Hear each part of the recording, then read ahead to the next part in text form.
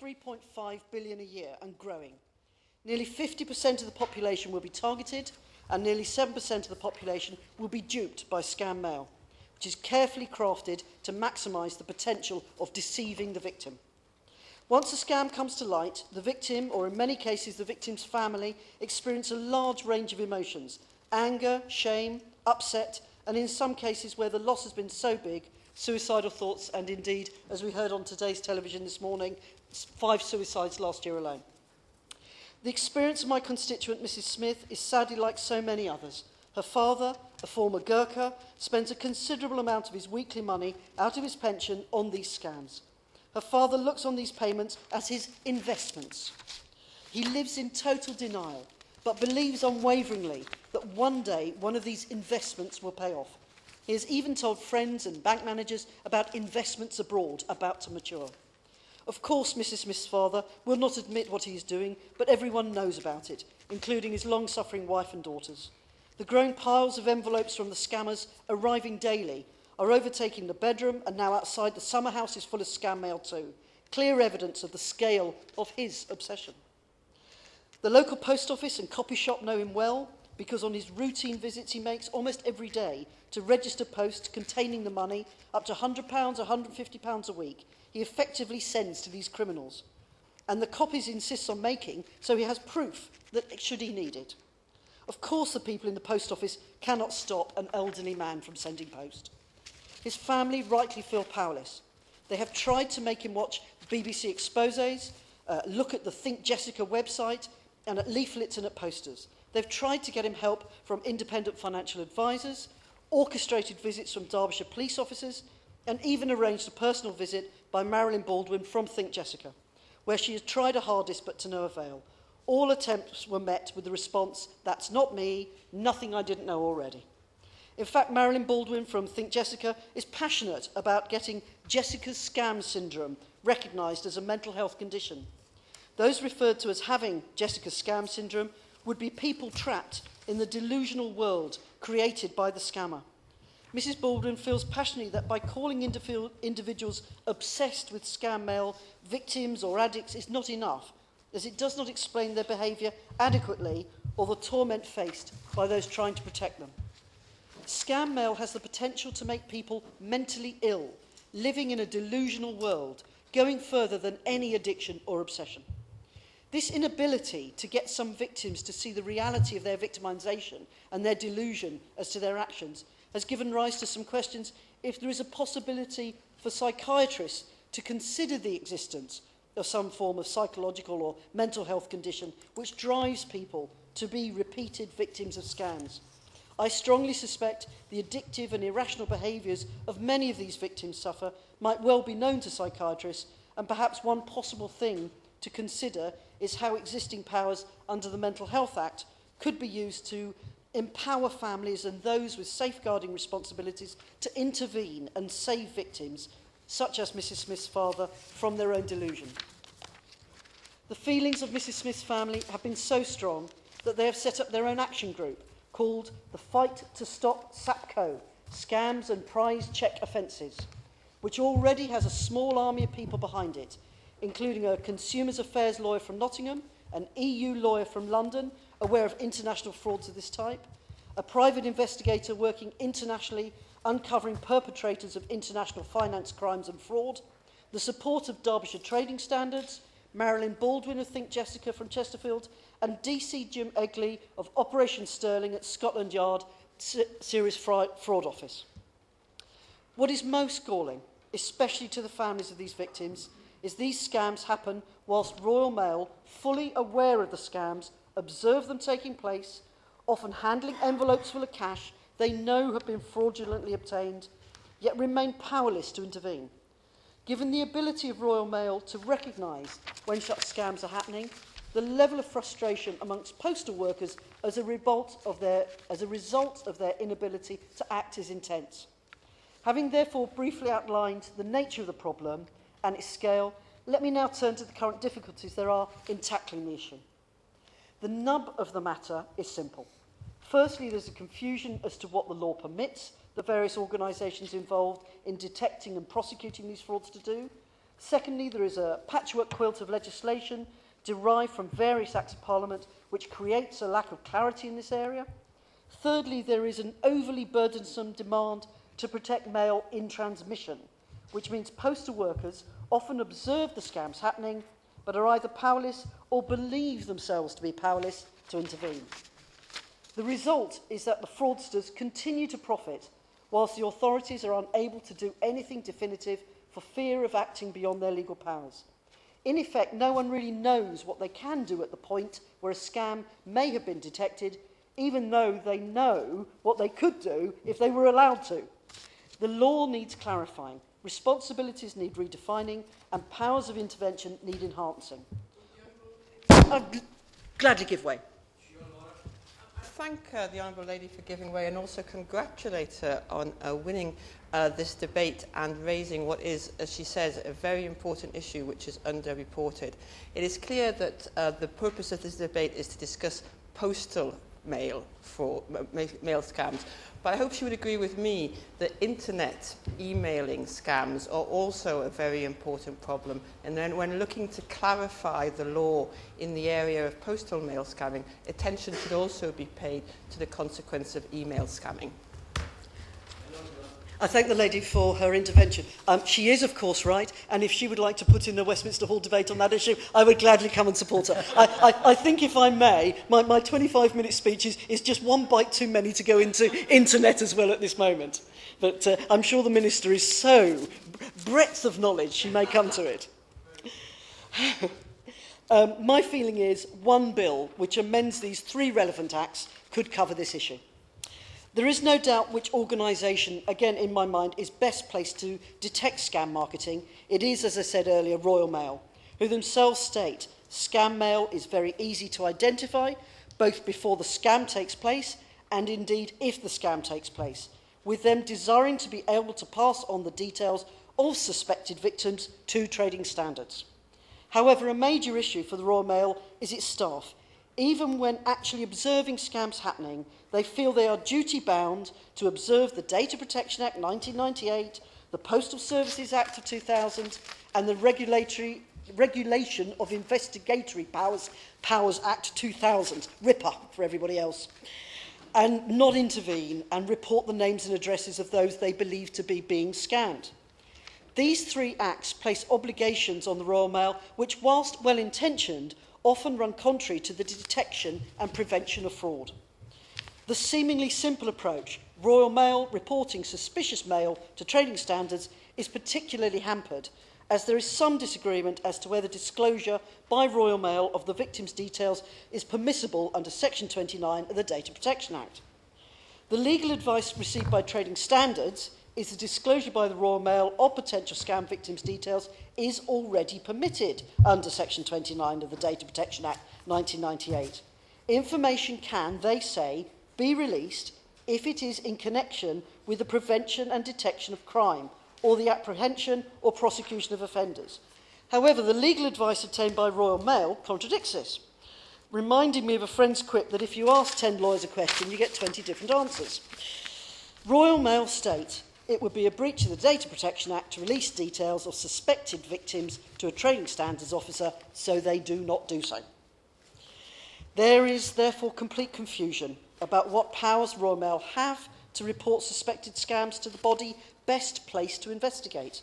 Therefore, a bill could be brought forward to introduce an amendment to the Postal Services Act 2000 and the Data Protection Act to provide a legal gateway for the release of that information and for Parliament to enable Royal Mail to act against scam mail. This brings me to the 3rd issue, enhanced powers of interception. At the moment, in order to intercept and report scam mail, the Royal Mail, the police, or those officials seeking to investigate scams or enforce existing legislation must secure a warrant from the Home Secretary in order to intercept post in the course of its transmission. To issue a warrant, the Secretary of State would need to be satisfied it was necessary for the purposes of detecting serious crime, which would need substantial proof. This is understandable, given the need to protect privacy, data, and indeed even human rights. However, the almost sacrosanct nature which post in transmission enjoys is also a charter for the scammer to carry on defrauding. This burdensome approach, again well-intentioned, like the legislative patchwork quilt, works against consumer interests and could be tackled, again, by an Act of Parliament which gives new powers of interception. However, enhanced powers of interception naturally raises questions over protection of privacy and data. If interception powers were to be introduced without the need for a warrant, there would need to be appropriate safeguards against breaches of human rights. Such powers would need to be controlled using the existing authorisation process, but perhaps with the final power of decision resting at a sufficiently high level to ensure the tests of necessity and proportionality are satisfied without needing to trouble the Home Secretary. After all, shouldn't my right honourable friend, the Home Secretary, be dealing with matters of national security, defeating terrorism and managing our law enforcement agencies rather than being asked... Exactly, thank you. Rather than being asked if a postal worker can report a name and address of someone which he or she has genuine reason to believe to being a victim of scam mail. I certainly will. Thank you for giving way and joining, congratulating her on this timely debate. On the issue of powers of interception, would you agree with me that very often, particularly in rural areas, the local postman or postwoman who have very, very distinct and detailed local knowledge of people who may have been victims in the past of scam mail, their knowledge and their usefulness could be very readily deployed in terms of those who have been targeted in the past and identifying the mail before it reaches its intended target? I thank the honourable gentleman for his intervention. You're absolutely spot on. One of the issues that's come to light is the complete frustration of postal workers. They know they can't stop this because they're being told by their bosses they are not allowed to. Thank you very much. I think it is really interesting that we really do feel that there must be sufficient safeguards in place to protect the addressee's right to privacy and have their data protected, but equally we feel there is a way around this that is a sensible and proportionate area. Therefore, what can be done to resolve this issue? Who is best placed to deal with this issue? Who should detect and investigate such scams? As I said a moment ago, the Royal Mail is best placed to detect many of the scams. Then either the police or trading standards investigating and prosecuting them. In many cases, trading standards remain the best first port of call. This is the current situation and does not, in my opinion, need to change. There is no need for new bodies or agencies, merely for existing powers to be clarified and improved and existing bodies enabled to do the job we charge them to do. This raises the question of whether there are actually already sufficient powers of investigation in place and therefore no need for new powers to achieve this. Could an amendment to an existing Act close the loophole?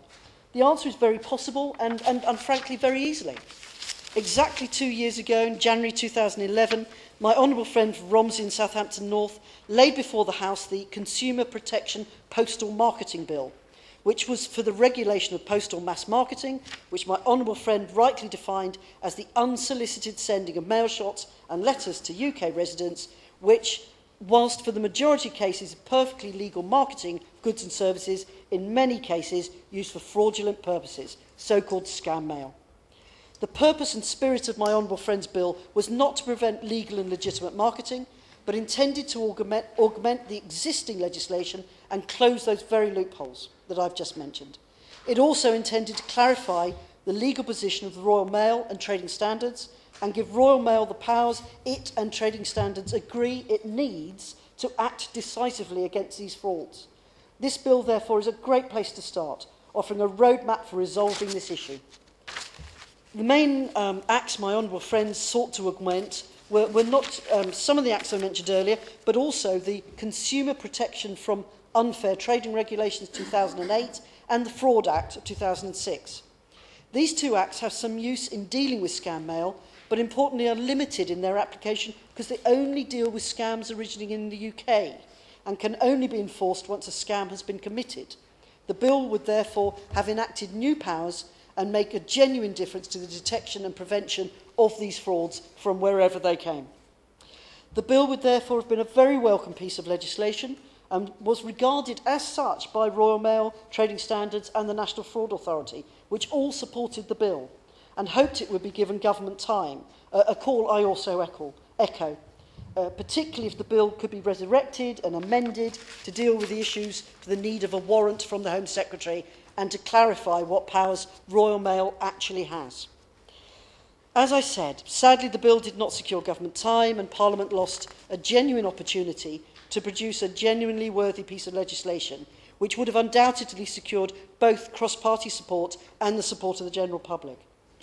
As a result, the scammers continue to profit in the face of government inaction, which is to be greatly regretted.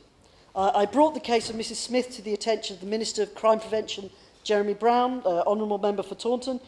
However, I was disappointed with the Minister's response, because whilst he drew my attention to a number of government initiatives aimed at tackling fraud in the general sense, his response fell short of proposing legislation to close the loopholes which allows these scammers to continue to thrive. Mr Sheridan, we are legislators, are we not? We are elected to propose, scrutinise and enact legislation. And we should not be afraid of using the privileges of our office to enact such laws which needed to enable bodies to carry out their statutory duties. Indeed, to not propose such legislation is a dereliction of our duty to our constituents and a betrayal of their trust in this House. To quote the former Honourable Member for Wendover, that great Whig philosopher Edmund Burke, all that is required for evil to prevail is for good men to do nothing. So I'm hoping the good lady will do something. I believe that we have done nothing definitive to tackle this issue, and as a result, evil continues to prevail, and my constituents continue to fall victim to those most wicked of frauds. Mr Sheridan, Trading Standards and the Royal Mail have identified a loophole, proposed a mechanism for closing that loophole, and legislation is needed.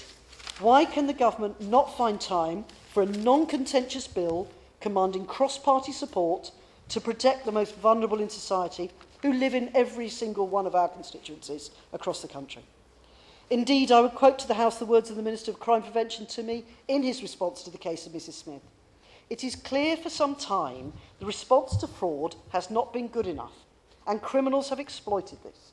The response has been too fragmented, not enough use is made of intelligent or advanced investigation techniques, and there is not a strong enough focus on prevention.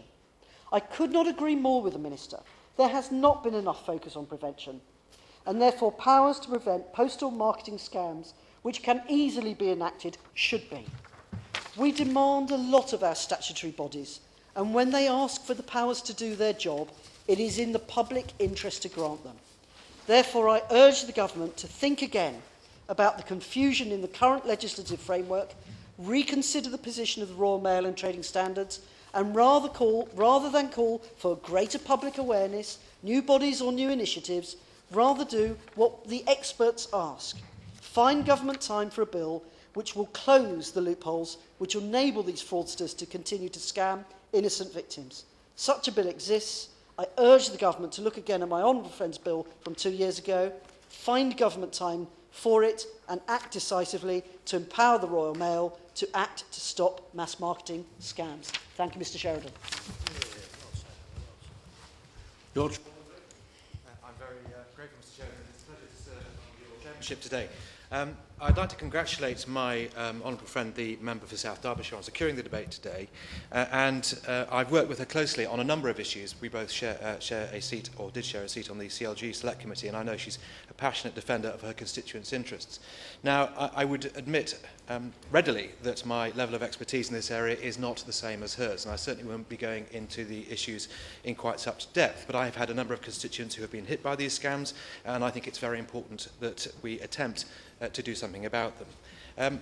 According to the Office of Fair Trading research, 48% of the UK population has been targeted, and 3.2 million people fall victim to scam mailings every single year, particularly, as the member of South Derbyshire said, the most vulnerable in society. And also, I suspect, of course I'll give way. I thank the honourable friend and congratulate my honourable friend from South Derbyshire for securing this debate. It is very important. Does he agree with me that from my experiences, it seems to be very often the elderly who are victimised and almost targeted by these scams? Because, as has been said, there are many different forms of email, of what I call snail mail marketing, and these get lost in the middle of that, and the scams are very well hidden, and the elderly seem particularly vulnerable on this particular issue. I thank the Honourable Gentleman for his intervention, and that is plainly the case, certainly in my experience, and I think the Honourable Member for South Derbyshire made it clear also. It tends to be the older and less mentally robust who tend to be scammed by these proposals, and also are subjected then to repeat versions of the same thing, such that your name gets on our list and you are targeted again and again. The estimated cost of these scam mailings to the economy is some £3.5 billion every single year. And the Citizens Advice Bureau in Bishop's Waltham, in my constituency of Mearn Valley, has highlighted a number of these to me, and they brought a number to my attention. One particular one caught my eye, and that involved missed delivery cards. Now, it isn't of the same nature as you will send in a cheque. It isn't one of those ones that asks you to send money directly back. What it asked was for people to confirm that they wanted the delivery to be remade, and were asked to call a particular number. It was allegedly from a well-known delivery company.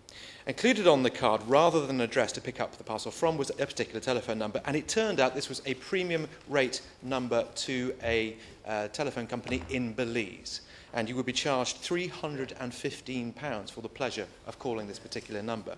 So many of these scams are so sophisticated, they are extremely easy to fall for if you're not somebody who gets out often, who reads the newspapers often, who isn't aware that these things exist. Now, the case also highlights one of the biggest challenges in stopping these mail scams, and that is that the majority of them originate abroad, often making it nigh on impossible to prosecute them or to stop them, as there's no UK-based business to have a go at. Now, there is a great deal of work taking place in this area, and Hampshire County Council has particularly concentrated upon it, and hence my honourable friend, the member for Romsey and Southampton North's involvement. They've established a special trading standards safeguarding unit which works closely with its partner agencies to help protect vulnerable adults, provide flexible support to victims of fraud, and help to raise awareness through information designed to educate, to support, and to guard against further financial abuse. It's raised awareness through working closely with the media, with community groups, and the drafting of articles in newsletters, in newspapers, and generally circulated communications to the public. Extra training has been given to all staff in adult services and other agencies so that, for example, when staff visit a home and are greeted with a mountain of posts, that they can then consider whether that person may be the victim of scam mailing. And working this way has enabled Hampshire County Council and adult services to identify several chronic scam victims. So this isn't just something that Royal Mail can deal with, it's not just something that government can deal with. Local authorities can also have a very positive input. They've also worked closely with a local business that provides a mail and package forwarding service to consumers and businesses outside the UK. This business raised concerns with trading standards after large amounts of mail were being returned to it undelivered. And with their help, over 200 envelopes full of cash and cheques from the US were discovered, which helped to end an American mailing scam. Hampshire Trading Standards have also had a good working relationship with money supply bureaus, highlighting concerns over individuals making overseas transfers to unknown individuals or organisations on a regular basis. So it's by no means a single point of contact, and no means a single solution to this particular problem. There are many different hands that can get involved.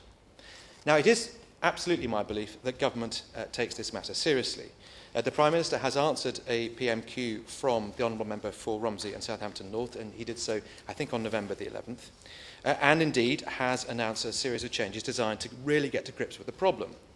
The Office of Fair Trading has invested £7.5 million to create scam-buster teams, run awareness campaigns, and the government is also in the process of creating a dedicated team within the National Crime Agency, as and when it's established, aimed at tackling this problem. So the work, Mr. Sheridan, is ongoing. But I believe we have a real responsibility to look even more closely at this matter and to see whether there's anything more we can do to target this problem. Now, the Honourable Member for South Derbyshire has covered many of the solutions and ideas that Hampshire County Council would also like to make, but let me repeat those anyway. They believe that we need new additional protections in law to help safeguard potential victims. And my colleague, the Member of Parliament for Romsey and Southampton North, introduced, as the Member of South Derbyshire has already covered, a private member's bill in January 2011, which unfortunately ran out of time. Now, for colleagues who haven't seen her private member's bill, she argued that police, customs officers, or national fraud authorities should be able to intercept mail if they believe it's scam mail. The County Council also believes that Royal Mail should disclose the details of potential scam victims to trading standards so that proper support can be offered to those financially abused and vulnerable people. And further questions arise. Some, again, raised by my colleague, the Honourable Member for South Derbyshire. How do you stop scam mailing rather than direct marketing? Can this issue be more effectively tackled by changes on part of the Royal Mail than on behalf of government? Are there data protection issues that need to be considered? Are there changes in the law that are required there? I wonder whether it's possible to beef up the existing mail preference service, or whether Royal Mail can improve their safeguards to better address this problem. And in discussion that we were having a moment or two ago, it did occur to me that there might be possible for families and or indeed vulnerable adults to have some sort of opt-in system such that they give permission for their mail to be examined. That might be possibly one of the easiest ways forward on this, such that there is a permissive regime where potential victims of scandal can say, yes, I don't mind my mail being looked at.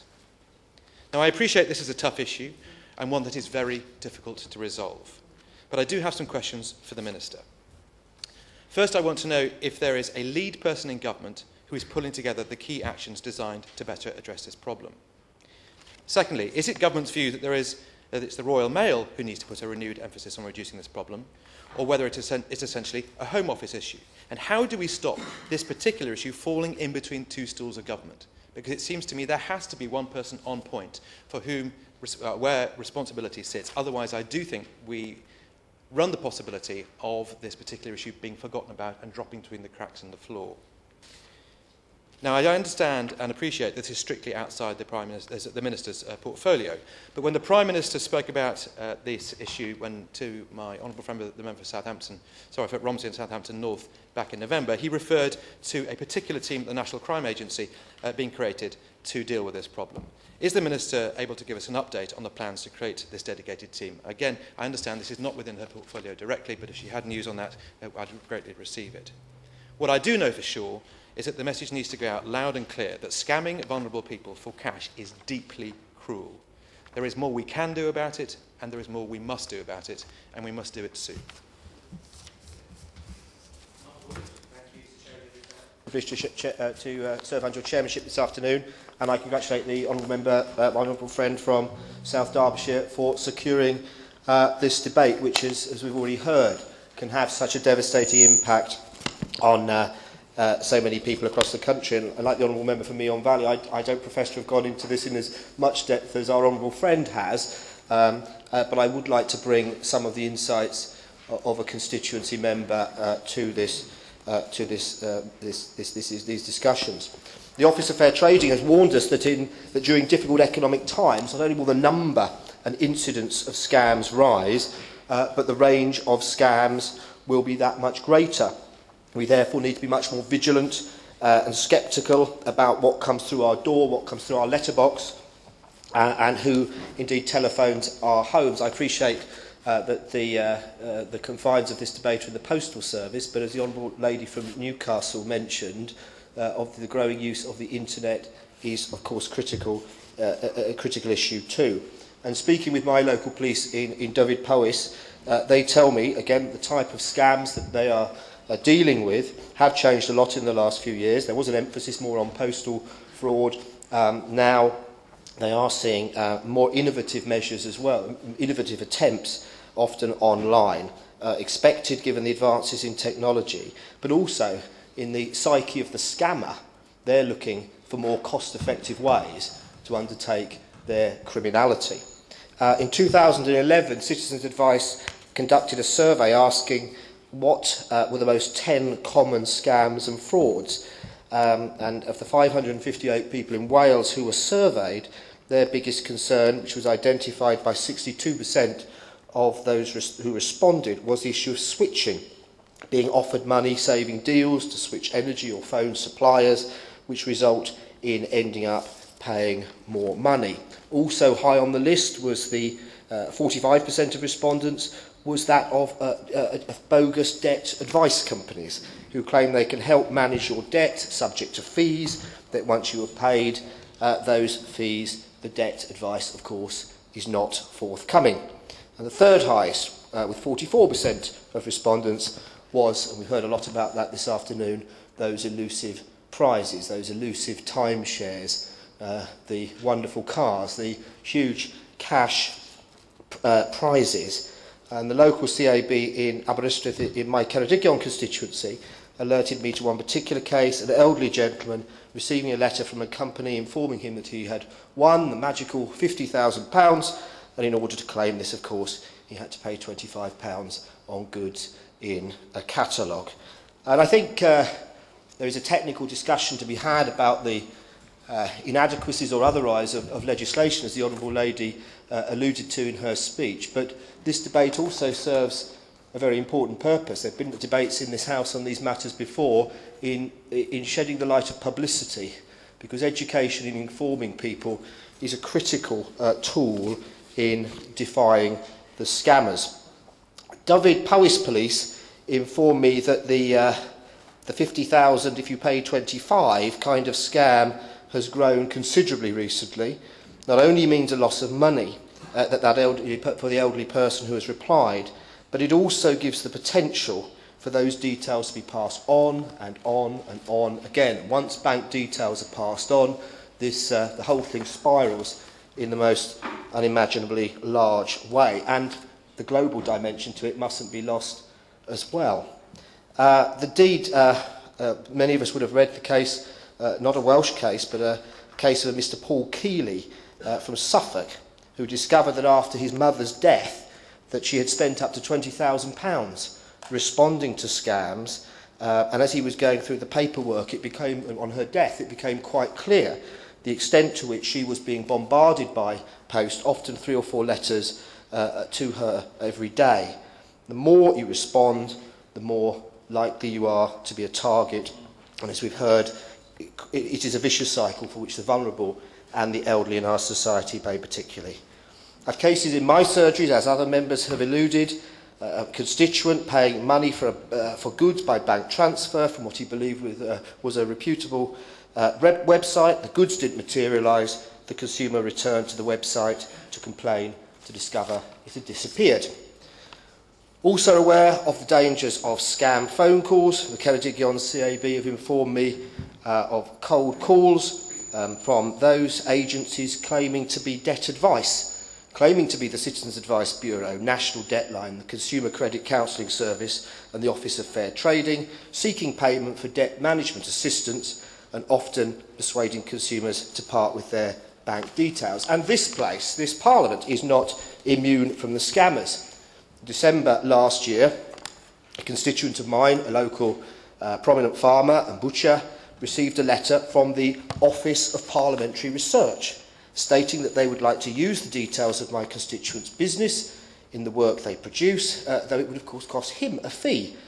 Suspecting from the outset that this was not what it seemed, my constituent got in touch with my office. A member of my staff rang the parliamentary switchboard and asked to be put through to that particular department, the department that the letter claimed to have been sent from, which of course didn't exist in the same name. When the operator put my staff member through to the department with the closest sounding name and asked for the person who had signed off the letter, unsurprisingly, she was told that no such person worked there. And when my staff member questioned and explained why they were calling, she was advised that this was not the first call of its kind, and of course the letter had nothing to do with Parliament at all, a bogus request for money. The letter was very cleverly worded to get through the law, and of course our advice was to steer well clear. I've had 2 or 3 similar cases in my constituency, and I'm sure others have been approached across the country. The sad reality is that many may well have complied with the request for money given the name on the letterhead. So how do we tackle this problem? There are specifics, and I'm interested. I've learnt a great deal from the Honourable Lady and her friend from Romsey and Southampton North in terms of the specifics of the Royal Mail. But education and awareness is critical. I know in the Ceredigion constituency we've had some excellent campaigns over the years involving trading standards, involving the voluntary sector, Scam Busters being the latest one. We need to promote to our constituents the need, the value in protecting private details until we know who we are dealing with, and treating all mail, emails, cold callers with acute caution. If something sounds too good to be true, the sad reality, it probably is. In discussion with Dyfed-Powys Police, they have talked glowingly about Action Fraud and the national campaign that they've been part of since December 2012, the scheme run by the National Fraud Intelligence Bureau in conjunction with the City of London Police. The intention behind that in terms of gathering this range of cases which may appear all over the country, collect that information on those incidents and reports into a central database, collate it, analyse it, and then feed it back to the police forces in the area concerned where the scam may have originated for. Since Dyfed-Powys went live with this in December, they've received 3 such packages in only 2 months, and they tell me they find this particular method very helpful in dealing with perpetrators. Indeed, last year in Newtown, in Mid Wales, 5 or 6 people were arrested, people connected with a similar scam who were involved in the online purchase of iPads and iPhones, which after payment was made, the product never arrived. It was the work at the centre, collecting that information, feeding it through to the police force in Dyfed-Powys, which meant the perpetrators could be dealt with. Consumer Focus have also done good work on this matter. Their Stay Private website should be commended, helping people who sign up reduce the amount of unwanted mail and sales calls by bringing various marketing opt-out services together. That's been very popular. That has, so far, I believe, had 60,000 people signing up, which gives a small indication of the scale of the particular problem. I can't commend trading standards locally strongly enough. They, of course, have limited resources. But above all else, they need people who have been subjected to these scams. And often people, particularly elderly people, are embarrassed by what they have been done. There is the issue of the addictive nature of this matter, as the Honourable Lady alluded to. But sometimes people are very embarrassed that they could have been fooled, could have taken in so long. And they too need support and encouragement to come forward. Andrew Bingham. Thank you, Mr. Chairman. It's a pleasure to serve under your chairmanship. Thank you for allowing me to speak. I hadn't notified you I intended to speak. I wanted to come and listen, but I've just heard 1 or 2 things I'd like to make a brief comment on, if I may. Many of us have had people in our surgeries with this problem. The things I want to raise are things like scratch cards and premium rate numbers, as already mentioned by my honourable friend from Meon Valley. And you see these things, and they have at the bottom, phone this number for untold riches. And I think with the way the telephone numbers are changing, at one time you could spot an STD code, and if you're a little bit sad like me, you could almost remember where they all were. But now they're being with 09 or 08, and you never know exactly what we're going to get charged. And I think for the elderly and the vulnerable, they see this and it says, you know, phone this number to claim your prize. There's 6 prizes, a car, a holiday, and something like that. And then, as has already been said, suddenly they're through to a phone number halfway around the world and get a phone bill of £300 and £400 and £500 many weeks later. And I think that is an area that is a real problem, because it's becoming more and more prevalent, not only with mail fraud, but also email fraud. You see these things, it says, call this number.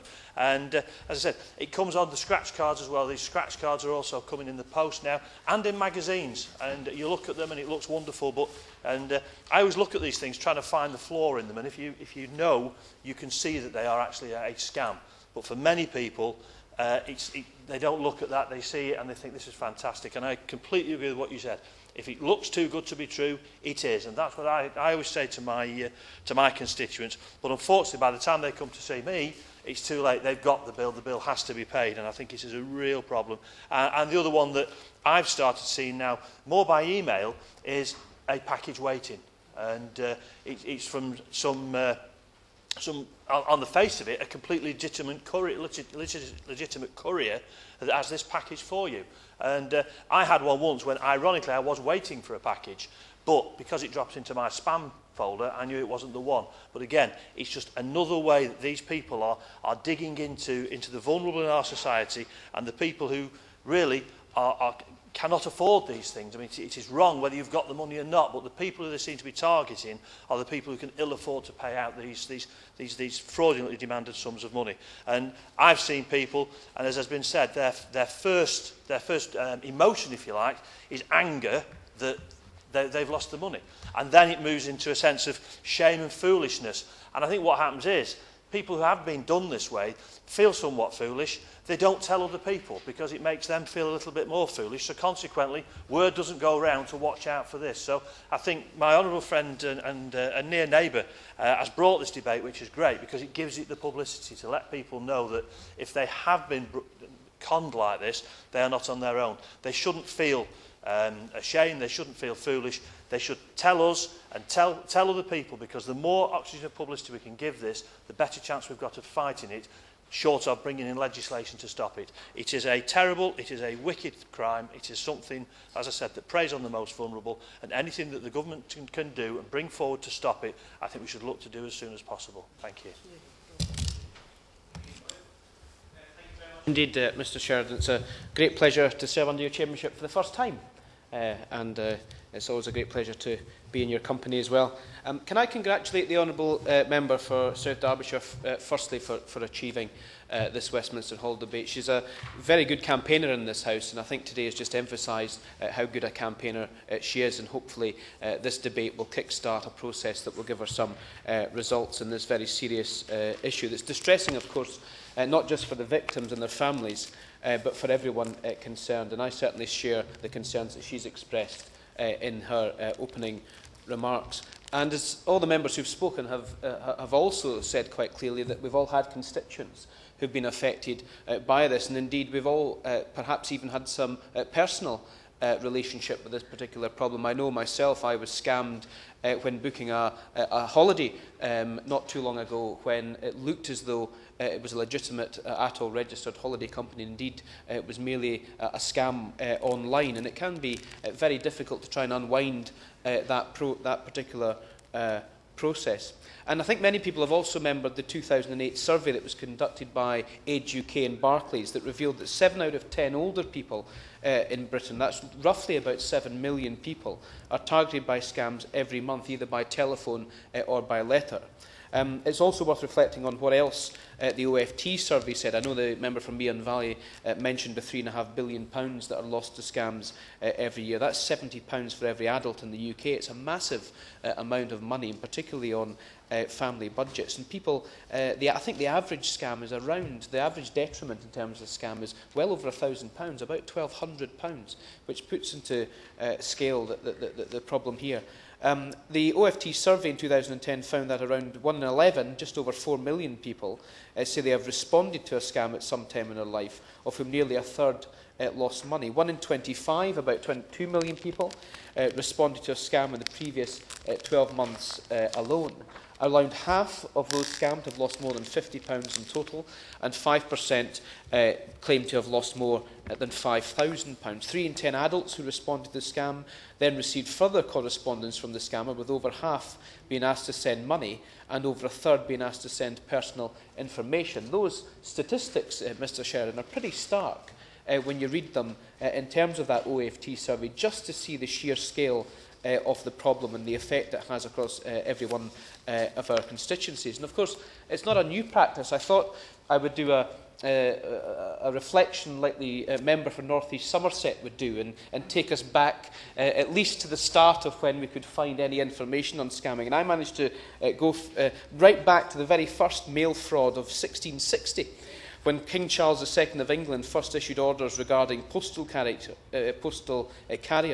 Some corrupt letter carriers had taken to pocketing the money that was supposed to be used for transporting the letters and delivered the letters anyway, because that's what they were supposed to be doing. So this is nothing new, and I hope the Honourable Lady from East Dunbartonshire can, 400 years later, can give us some hope that perhaps we've seen the end of the mail scamming system.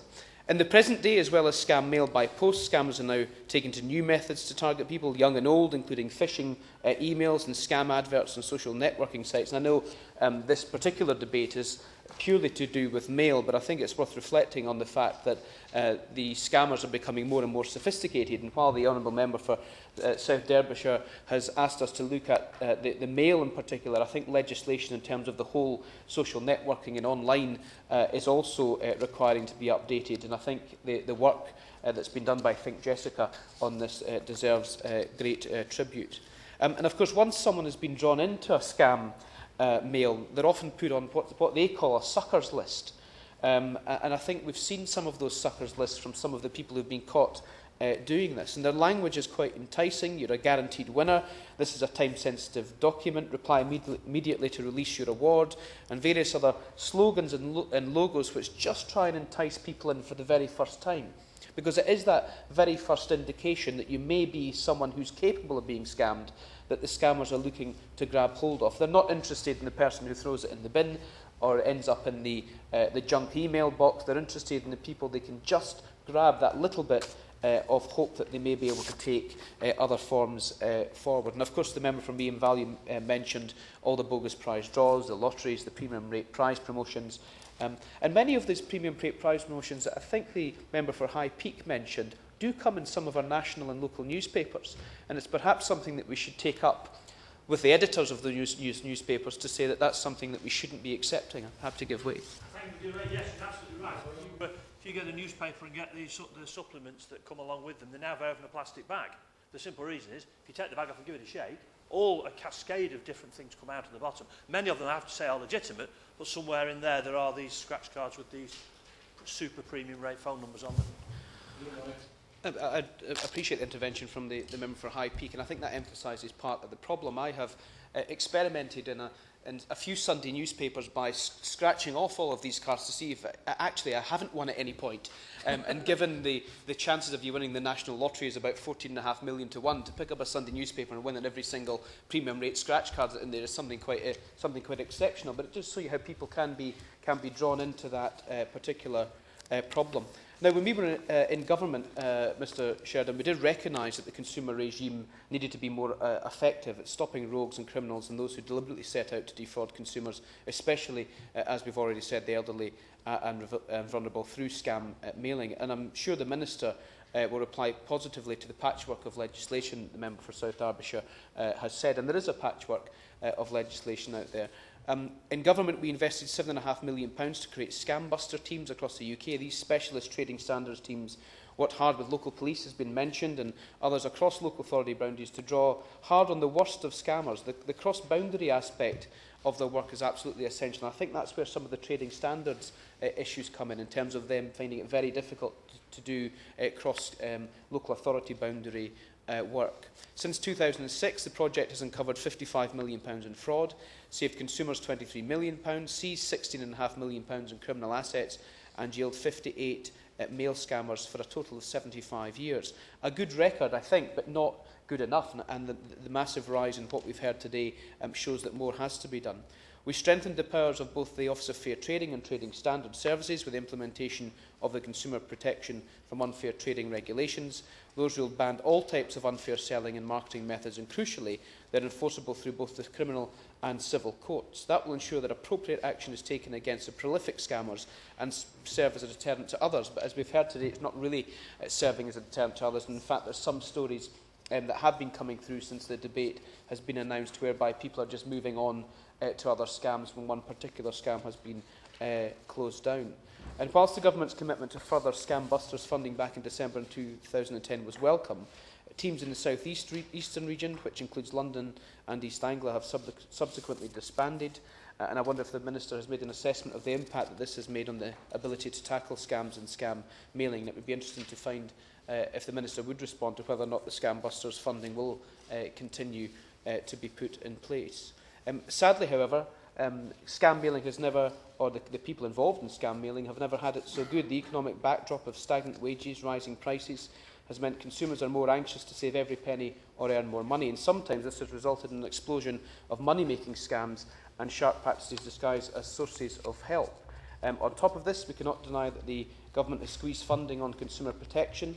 An average 19% cut in overall local authority council funding from central government has put a real squeeze on some of the issues around consumer protection, particularly around trading standards. And I know the Trading Standards Institute has done an analysis of the aggregate amount of funding that's in consumer protection through trading standards. It looks as the projections have been that from the actual £250 million in 2010, the aggregate across the country will fall to some £140 million by 2014, and that significant drop does give an opportunity to the scammers to enter markets where perhaps they weren't before.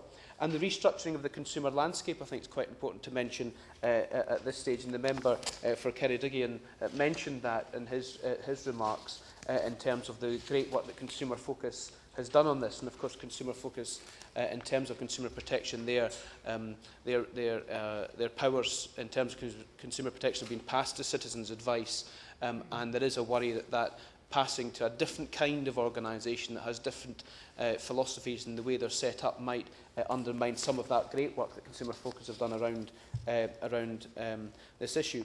And of course, the OFT operated Scamnesty, an awareness campaign in partnership with 129 local authority trading standards services. That was to increase the consumer awareness of mass marketing scams and provides consumers with practical advice on how to avoid being scammed. And I think that's one of the most important things that perhaps needs to come out of today's debate. Yes, there's a legislative response. Yes, there's a response that has to perhaps happen from this Parliament, but also there's an awareness that needs to go out of not just the processes that consumers can go through to protect themselves in the first place, but if they do receive scam mailings or indeed any kind of scam, whether it be phishing by emails, that they are able to identify those as being problems. And I think at this time of year in particular, I received one yesterday into my email box from HMRC that said I was due a tax rebate. Now, I know that not to be true, but the temptation to click on the link and get some money back from the Chancellor of the Exchequer was incredibly tempting.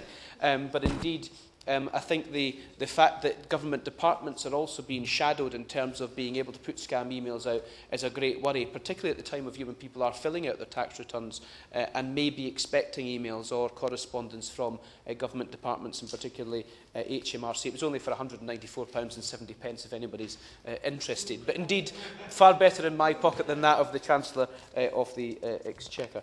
So it's really important that people are on their guard and know that help is available, as scams can bring, as we've said, misery to the victims. And we need to remind constituents of several things which the OFT highlighted in their report. And I think it's just worth reading these out, Mr Sheridan, just to put it into some context to try and get the message out there and the awareness out there. The first one was stop, think and be sceptical. If something sounds too good to be true, it probably is, and the member for Ceredigion used that particular term. Don't be rushed into sending off money to someone you don't know, however plausible they might sound, and even where an approach is personalised. Ask yourself how likely it is that you have been especially chosen for this offer. Thousands of people will probably have received the same offer. And think about how much money you could lose from replying to a potential scam. It's not a gamble worth taking. And I think it's worth perhaps reflecting at this stage on the issues around the constituent case that you raised at the start of the gentleman who had got addicted to this, and how perhaps that would fit in to any legislative change, because of course the data protection issues and all those issues around the Home Secretary requiring a warrant are only valid if the individual who would have been receiving that mail would not complain that their rights have been infringed. And I wonder if that particular example, the poor old gentleman would complain that actually he wanted to be receiving these, and as you said, it was his he called his investments, perhaps a costly one, but something that perhaps he would be willing to do for entertainment. So that's something we may want to reflect on. I think it's also worth highlighting the mail preference service that was mentioned from the Honourable Member from Meahan Valley, where constituents can have their details removed from mailing lists to reduce the amount of addresses advertising literature that they might receive. But of course the MPS does not cover unaddressed mailings, and actually I suppose the real problem with the MPS is that people who are willing to scam just completely forget that the MPS exists. So all it does really is take out the legitimate people who wish to send mail. However, I think if you're on the MPS and you receive a piece of mail that you may think is a scam mail, your awareness may be heightened the fact that you should be on that scheme. There's also the Royal Mail's door-to-door opt-out scheme, which includes unaddressed mail that the MPS doesn't cover.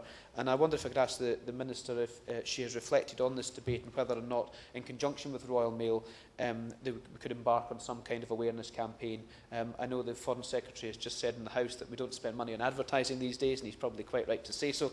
But if there's any way that the Royal Mail could help with that particular process. I wonder if just for a few moments, Mr Sheridan, if I could just touch on some email scams.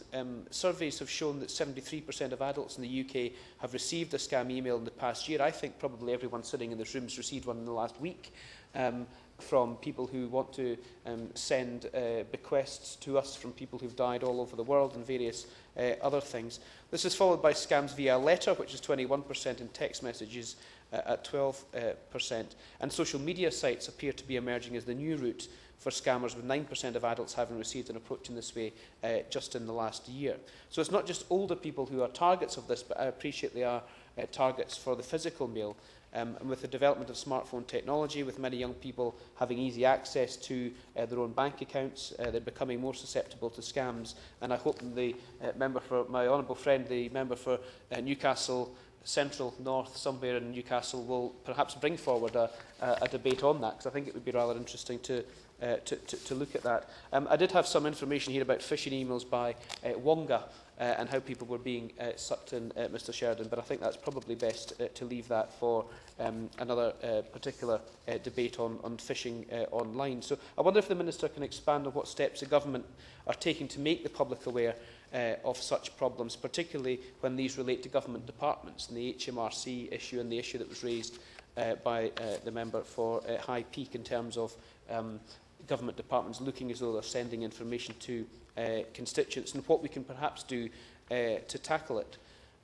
Ultimately, with regards to posted mail, Royal Mail have to deliver it. This is not their fault. They're governed by the legislation to do that, and I believe all of us would recognise how important it is that that legislation is strong, so that the Royal Mail does have that legislative backing to deliver the mail that they receive door to door. However, there is not more.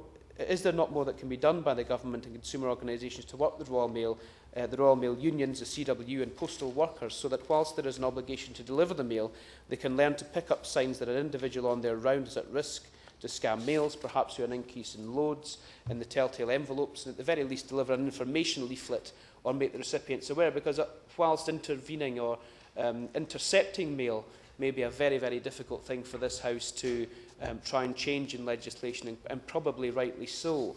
There is nothing to stop the Royal Mail or the postman putting through an information leaflet on scam mailing if they feel that there is perhaps some scam mailing going at that particular address.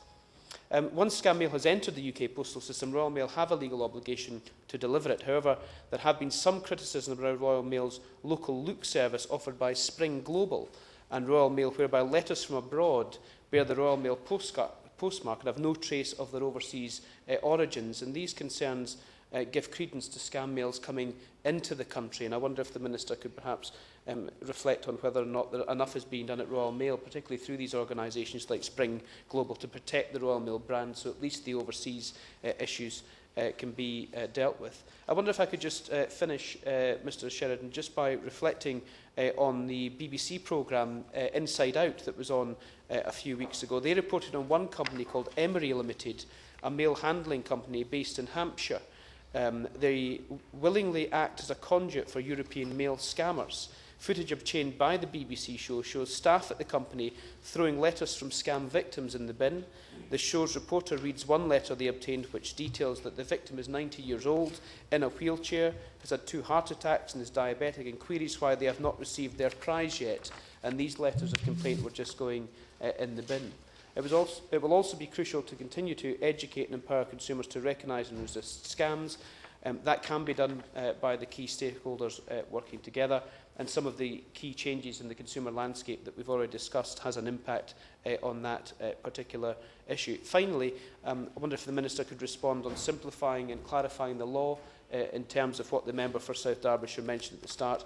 And can I conclude right back where I started, Mr Sheridan, not congratulating you for being in the chair, but congratulating the Honourable Lady for South Derbyshire for bringing this very, very important debate to this House that blights so many of our own constituents. Thank you very much indeed, Mr Sheridan, and it's a delight to serve under your chairmanship and also to be able to respond to this debate on what is certainly an important issue that has been well highlighted by my honourable friend, the member for South Derbyshire. And I congratulate her not only for securing this debate, but also for the eloquent way in which she has taken up this issue prompted, of course, particularly by the experiences of her constituent, Mrs Smith, and the appalling experiences that she has been through. And I think it is also worth recognising the great campaigning work that has been done on this issue by a whole range of individuals, including the Honourable Member for Romsey and Southampton North, but also many organisations such as Age UK, the Citizens Advice Bureau, and indeed the Think Jessica campaign. And I think that is hugely important for raising awareness, which I will come to shortly, because I quite agree with the Honourable Member for Edinburgh South that that is a hugely important part of how we tackle this problem. But although, Mr Sheridan, today we're mainly talking about postal scams, I think it is important to recognise that there is a whole range of different ways in which scams operate, and of course the people perpetrating these scams don't necessarily exclusively stick with one particular avenue. The Honourable Member for Newcastle Central, I think it is mentioned earlier, the issues around internet scams, which we will all be as email users very familiar with, and of course telephone premium rate prize scams have also been a great cause for concern, although those have at least been coming down somewhat since the new ICSTIS guidance was in place. It is also important to recognise, as the Honourable Lady did in introducing the debate, that of course the vast majority of direct mail that is delivered to our doors is legitimate advertising material. It's an industry that's important to the economy, with about £16 billion of sales each year, and of course is a really important linchpin of the model that we have for the postal service in this country. And so we would not want to jeopardise that, because it does make sure that we can have a universal postal service, and that and the prices that we pay when we go to post a letter are not prohibitively expensive. I will also come to the issues of preference services, because I think that is important. But the people who are actually those who are the real villains of this piece are the fraudsters, and their goal is very, very simple. It's to cheat as many people as they possibly can out of their money by making false promises. And I think it's also worth noting that we're all potential victims. So the figures have been relayed in this debate that we find there's about 3.2 million people a year who are the victim of such scams, and that the loss that is incurred to those individuals is about £3.5 billion. But various members have mentioned that the issue is one for people who are particularly vulnerable and elderly. And of course, we want to be making sure we are protecting those individuals. But I think it's also quite easy to fall into a kind of slightly superior sense sometimes of thinking, of course, this couldn't happen to us. You know, I'm a very savvy consumer, and this wouldn't be something that would happen to me. This is something that would only happen to vulnerable elderly people. And in fact, when you look at the research, I was certainly very surprised that the age group that is most likely to fall victim to postal scams is not elderly people, who over 65s make up 13% of the victims. It's actually people between the ages of 35 and 44, who more than a quarter of the scams actually are affecting people in this age group. And so I think it's just worth bearing that in mind, because what we're talking about here are very cleverly customised scams very often, and whether that is the prospect of a tax rebate to a taxpayer, often sent around about the time when the tax deadlines are approaching, whether it's something which is using information about an individual and the interactions they have with a bank that they might actually be a customer of.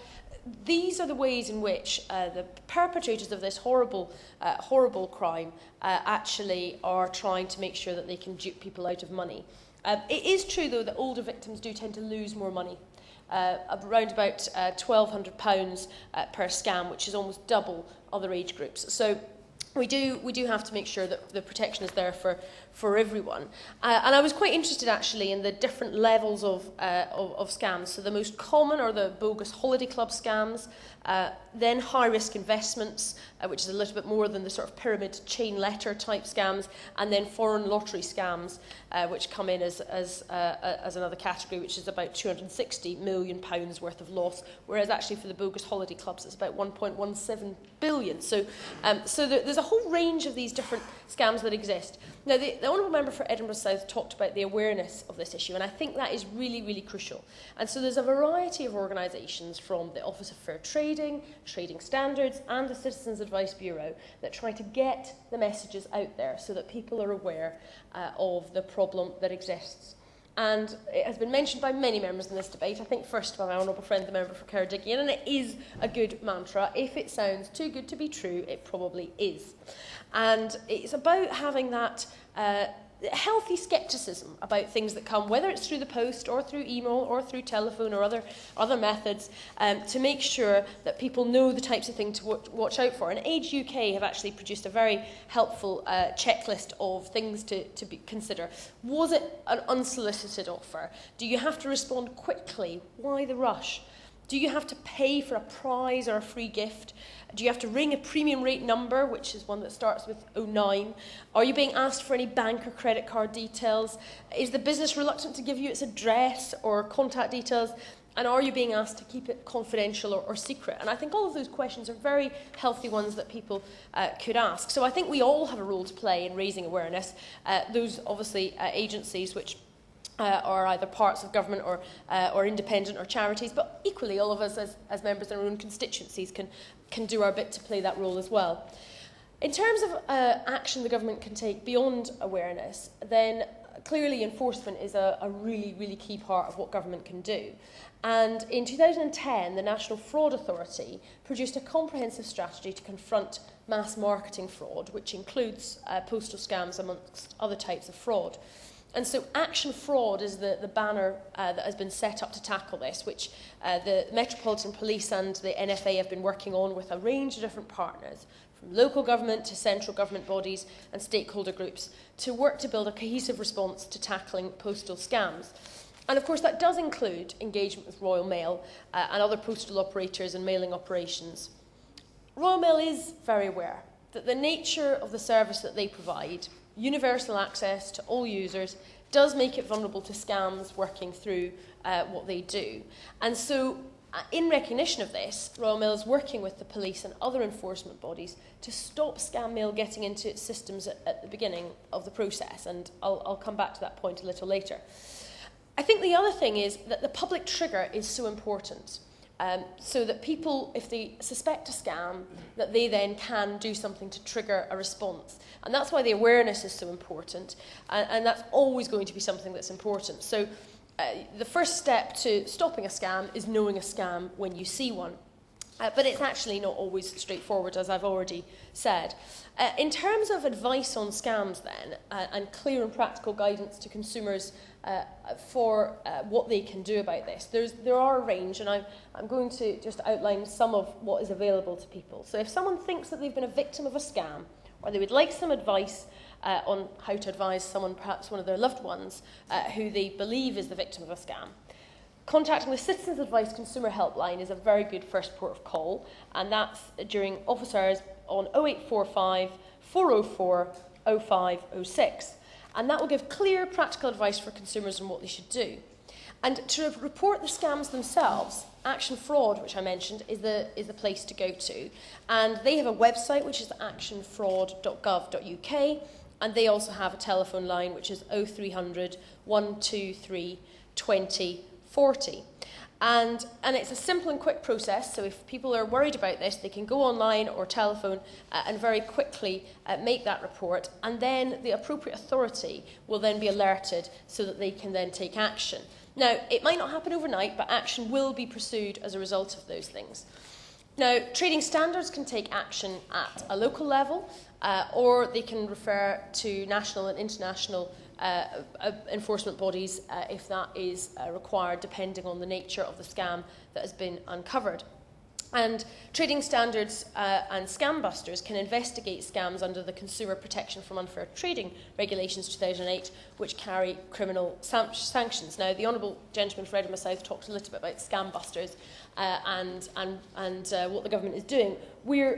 In the consumer landscape changes, we're giving trading standards greater responsibility for consumer law enforcement by transferring some of the central government funding to coordinate enforcement activity from the OFT to the new National Trading Standards Board. And he was quite right to highlight the success of Scam Busters, and he read out some figures about what they'd managed to do in the 6 years from 2006 to March 2012. And I think it's helpful to colleagues if I can say that since 2012, that is work that is very much continued. But it's now being coordinated more centrally as a result of that more national approach. So the National Trading Standards Board is now responsible for the Scam Busters teams, and they have matched previous levels of funding, which I think is very important and recognises how vital that we actually think that this issue is, particularly in the overall context of difficult economic circumstances. And that central coordination is going to continue in 2013. So I hope that provides some reassurance to the House. There's also the snappily titled Strategic Intelligence Prevention and Enforcement Partnership, SIPEP. But that body, despite perhaps being in need of a new name, that coordinates at a national level between not just trading standards and the national trading standards, but also liaising over the border into Scotland with COSLA and the agencies there, and external stakeholder organisations. And so they are also heavily involved, particularly in looking at whether there could be consumer or business education and awareness campaigns that might also be able to deal with some of the detriment. Now, there's been various ideas put forward in the debate today about how other things can be done to tackle these scams. And I think it was the Honourable Member for Meon Valley, but it could have been the gentleman for High Peak. I may have slightly misremembered, who suggested whether or not there could be an opt-in system where people could say, I'm worried about this, can I opt in to some kind of extra help? And I think that there's some merit in thinking about that idea. But it obviously does rely on the individual recognising there's a problem and wanting support. And of course, the Honourable Lady for South Derbyshire pointed out the scenarios where there will be some vulnerable people who actually don't realise what is going on and will not be open to such action. But that said, for people who are worried about this, and indeed for many people who have not, thankfully, been the victims of a scam and don't want to be, then I think it's worth just setting out what people can do. The Honourable gentleman who spoke for the opposition front bench pointed out some of the things which people can do, and I'd like to elaborate slightly on that. So the Direct Marketing Association has two different opt-out mechanisms, and he mentioned the mailing preference service, which means that people can sign up to opt out of addressed direct mail, but quite rightly made the point that that doesn't include unaddressed direct mail. But they do have a second service, which is called Your Choice, where people can also opt out of unaddressed. And the reason they have both is because actually some people might be quite happy to receive one type but not the other, so it gives people that option. And their website is dma.org.uk, where details of these opt-out schemes are available. In addition, there is the Royal Mail opt-out, which again, the Honourable Gentleman mentioned, which stops about a quarter of unaddressed direct mail. That's the amount that is actually delivered by Royal Mail directly, not through the actual postal system, but through their bulk mailing system. If people sign up to all three of these mechanisms, that will generally stop about 95% of direct mail. Now, of course it's the case that if people are freely breaking the law and trying to scam innocent people out of money, then they're probably not going to be too bothered about whether or not they follow the rules of the mailing preference service. But as the point was, I think, quite rightly made, if you have much less direct mail coming in, it may be easier to spot something that is therefore fraudulent or a scam. And that, I think, can give people a little bit more peace of mind. So for individuals who would like some kind of opt-in mechanism, that would be the action I would recommend that they could take.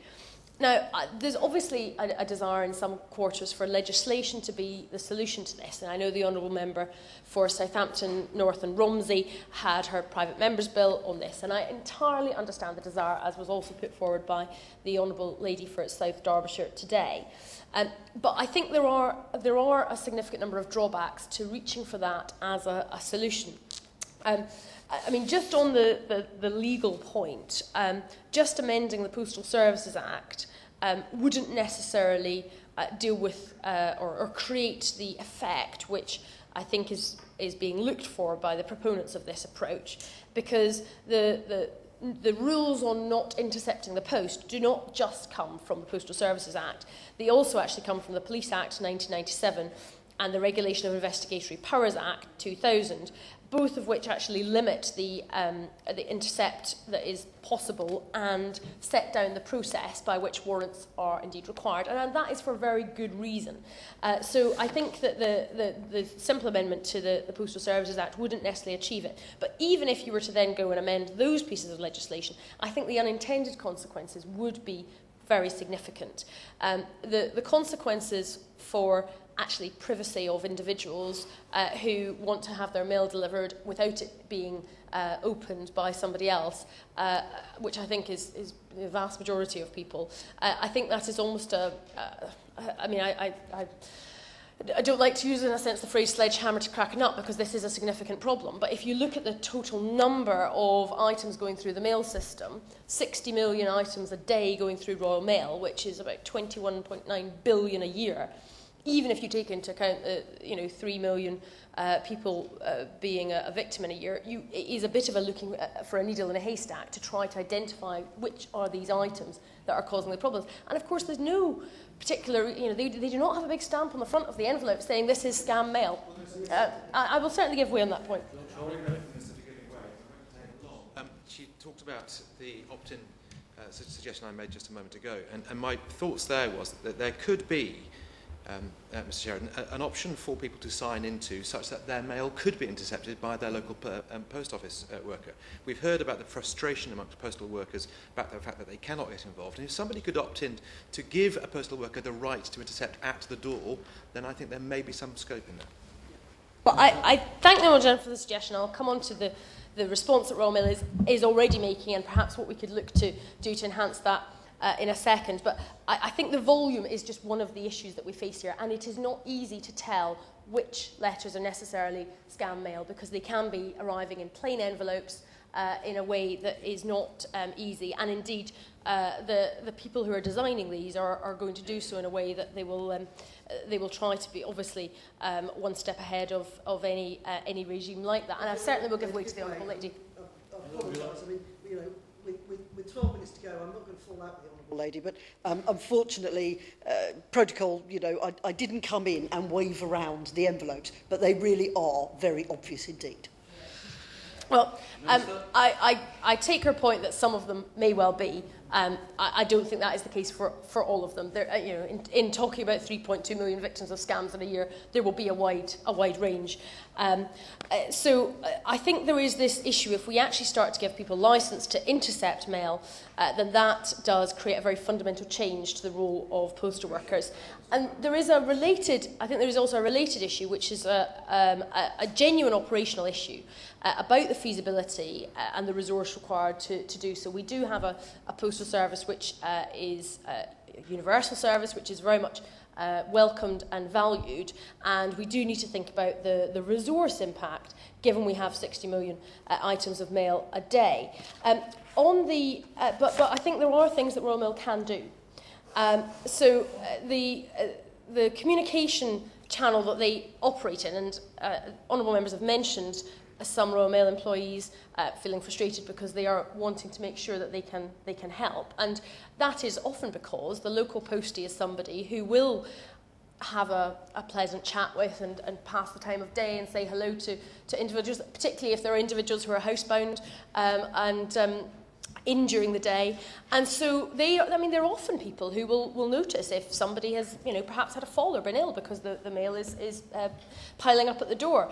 And many of them, of course, do take a real interest as a sort of upstanding member of the community to be able to play that role. So there isn't any reason why they shouldn't be able to be part of the solution. And that's why it's important that there is a specific amount of awareness amongst postal workers about these issues. So general awareness in the population is vital, but these particular frontline workers, if you like, have got that particular access to individuals where this is happening. That has already started to happen. The Honourable Gentleman for Edinburgh South points to the lack of funds for advertising campaigns, which is quite right. But of course there are other ways of making communications and getting information out there. One of which obviously the Royal Mail has an employee magazine where I understand the Think Jessica campaign has been publicised and the details and information of how to get in touch with them and what they aim to do is on there. And indeed, if they have people who are on their regular round who they know are concerned about this, they then have a way of being able to pass on those complaints to Action Fraud to make sure that the police and the authorities are able to deal with those issues. And I think that is really very important indeed.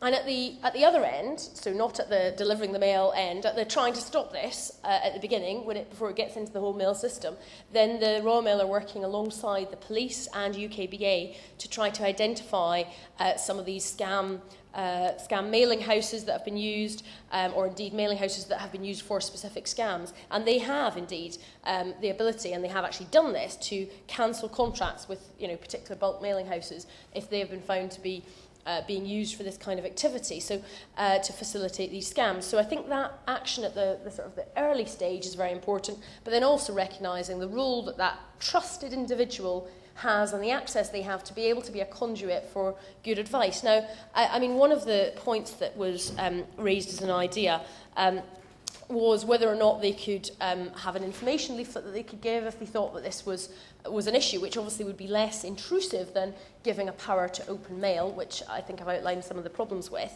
And that's not something Royal Mail are doing at the moment, but I'm certainly very happy to undertake to go away and take that up with Royal Mail and see whether that's something that they would feel would be feasible and useful, because in the scenarios that the Honourable Lady is sort of outlining, and I can imagine the brandishing of the leaflet, the envelopes, which would be pretty obvious, then if that was to be the case, then that might be something which could provide targeted, useful information without being intrusive or indeed invading privacy in that sense. So I think the awareness and enforcement, making sure that people understand what the risks are, and indeed that we clamp down hard on the people who are abusing and just frankly conning innocent people out of money, and indeed causing a great deal of distress, is absolutely vital. So I do accept this will be perhaps slightly disappointing to the Honourable Lady, because I'm not able to say that the government will support that particular legislative change. I certainly can say that the government is very sympathetic to the problem that she has rightly outlined. The victims of these scams are people who should not be conned out of this money. It's unacceptable, and I think a word an honourable member mentioned earlier, indeed, it's also very cruel indeed. I do disagree that the way to do it is to put an extra onus on Royal Mail staff, frontline staff, to have a responsibility for identifying this and then for opening and intercepting the mail. I think that kind of approach might be too heavy-handed to deal with this and have a whole raft of unintended consequences. I also think that the general principle that legislation is the last resort, and there's been some good ideas that have been put forward in the debate today, which I think we can take forward to see whether that can have some further impact. And indeed, the excellent work that's already been going on, started through Scam Busters under the last government, continued under this government, to make sure that proper enforcement is followed up and that awareness is there.